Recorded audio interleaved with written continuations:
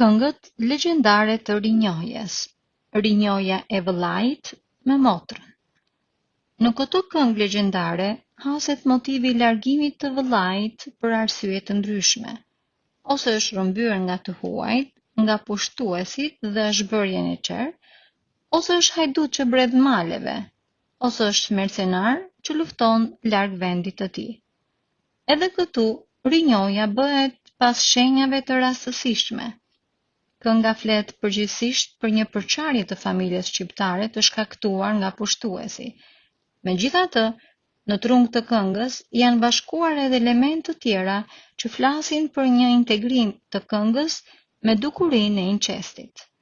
Këngët legjendare me këtë temë gjenden si në Shqipëri, ashtu edhe tek arbëreshët e Italisë. Ato ndahen në dy grupe. Në grupin e parë, vëllai kthehet si ushtar ose si hajdut, rrëmben motrën dhe kërkon të martohet me të, por pengohet nga shenjat qiellore. Në grupin e dytë, vëllai e blen të motrën nga i shoqi dhe pas shenjave e njeh se e ka motër. Në grupin e parë kemi variantin arbëresh të njohur me emrin Olimpi dhe Vllastari. Motra këtu quhet Shek dhe ngjarja zhvillohet në Napoli të Mores. Më pas, këtë këngë legjendare e gjejmë të mbledhur nga Derada, por këtë radhë ngjarja është disi tjetër.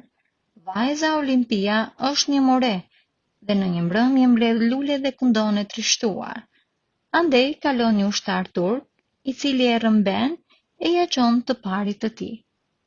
Kur bien të flerë, një zog sillet rrotull shtatores veçante. Mjera u zog, puth më i vëllau të motrën. Nga të dhënat, sidomos toponimet, kuptojmë se këto janë variante shumë të lashta, së paku që nga viti 1534, kur shumë shqiptar u shpërngulen nga andej dhe u hodhën në Itali. Varianti i dytë i këtij grupi të parë këndohet në rrethet e Gjirokastrës dhe Tepërmetit dhe kënga quhet Kënga e Gjinovakut. Është historia e një hajduti, të cilin pas 20 vitesh e sill rruga në vendlindje, nga ku ishte ikur fëmijë. Rrugës ndeshet në një dasëm, turret mbi krushit dhe rrëmben nusen.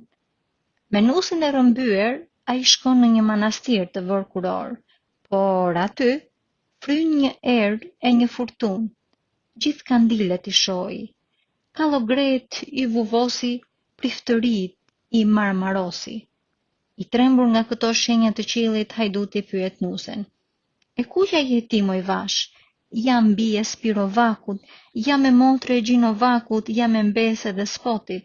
Qenë kemi vëlla e motër, ndaj u bë kjo hata." Në variantet e treta, që këndohet në tër veriun e vendit ton, kemi si hero Gjon Pretikën.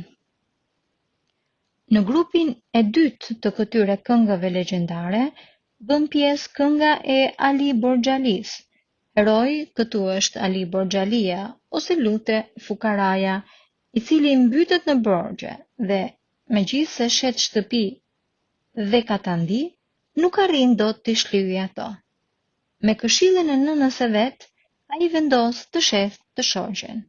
Nusja shitet dhe ai që e blen del më në fund se është vëllai i saj. Rinjohja e vëllait me vëllan.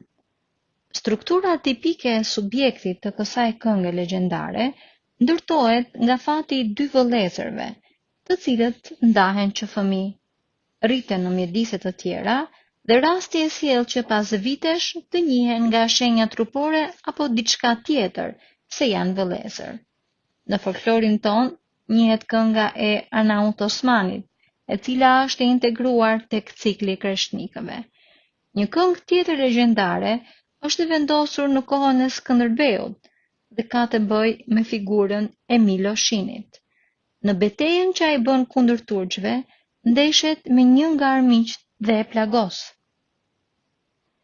Kur e pyet se kush është, tjetri i përgjigjet: "Jam i arbëreshu Gjin Bardhel, Gjin Bardhela vllau im." Mbatutje, mos u të vras, si jemi gjaku, dejturis të gjaku të qenit turk. Në fund të betejës, ai e çon vëllan tek e ëma, duke kërkuar asaj uratën që i riktheu djalin e humbur. Në këtë këngë, nënkuptohet se si janë ndarë vëllezërit nga njëri tjetri. Me sa duket, Gjin Bardhela ka qenë rrëmbyer dhe rritur si jeriqer.